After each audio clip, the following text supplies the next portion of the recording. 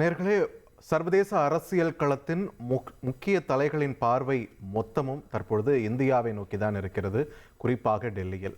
காரணம், பிரதமர் நரேந்திர மோடி, ரஷ்ய அதிபர் விளாடிமிர் புட்டின் என்ற இருபெரும் ஆளுமைகள் இடையே நடைபெறக்கூடிய சந்திப்பு. ஒரு 4 வருஷத்துக்கு பிறகு ரஷ்ய அதிபர் புட்டின் மீண்டும் இந்தியா வந்திருக்கிறார். அதுவும் எந்த மாதிரியான சூழல்ல வந்திருக்கார் அப்படின்றது தான் இந்த ஆர்வத்திற்கு காரணம்.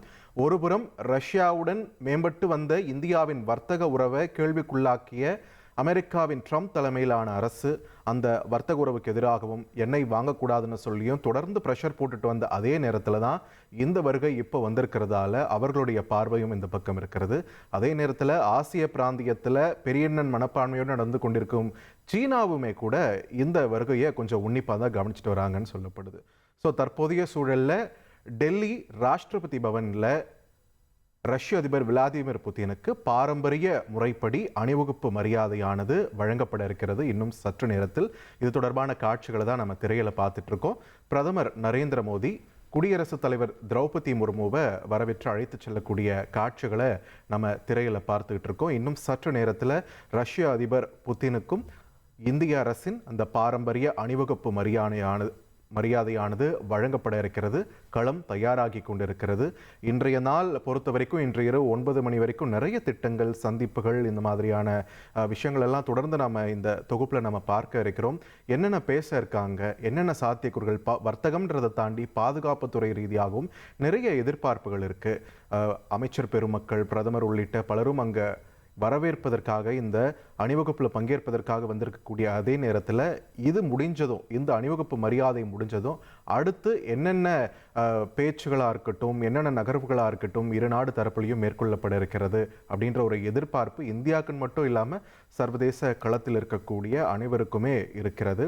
So what can we expect, என்ன எதிர்பார்க்கலாம் அதிபர் புட்டினுடைய இந்த பயணத்தில் என்ற ஒரு கேள்விக்குறியோட டெல்லியிலிருந்து வரக்கூடிய இந்த நேரடி காட்சிகளை பார்த்துக்கிட்டு இருக்கோம்.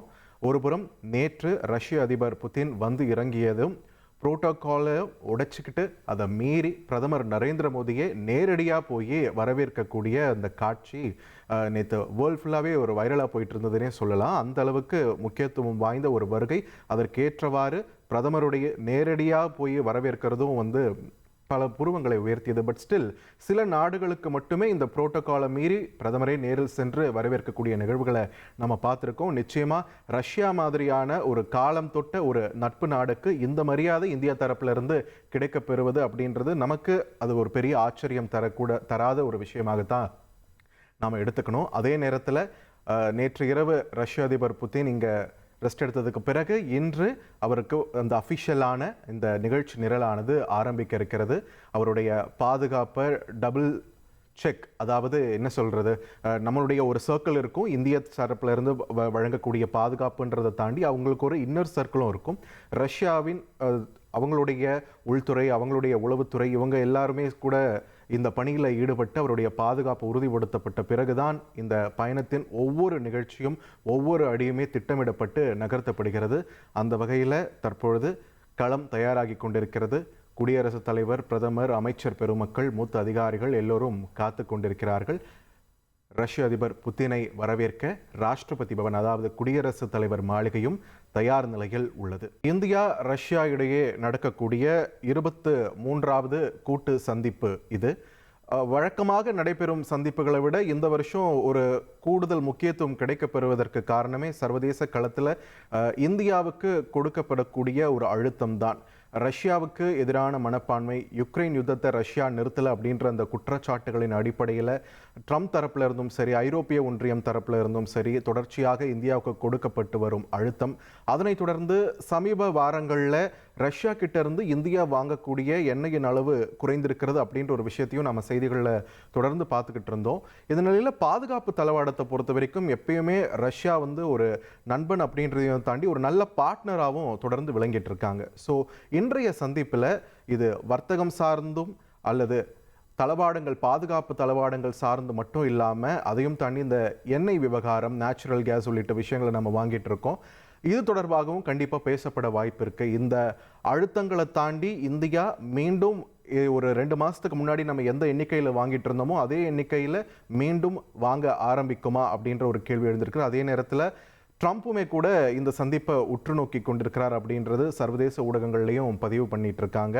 ட்ரம்ப்புடைய ப்ரெஷரை புதின் எப்படி சமாளிக்க இருக்கிறார், இந்தியாவுக்கு எந்த மாதிரியான ஒரு கையை ரஷ்யா தரப்போகிறது அப்படின்ற ஒரு எதிர்பார்ப்பு எழுந்திருக்கக்கூடிய நேரத்தில் தான் இந்த சந்திப்பானது நடைபெற இருக்கிறது.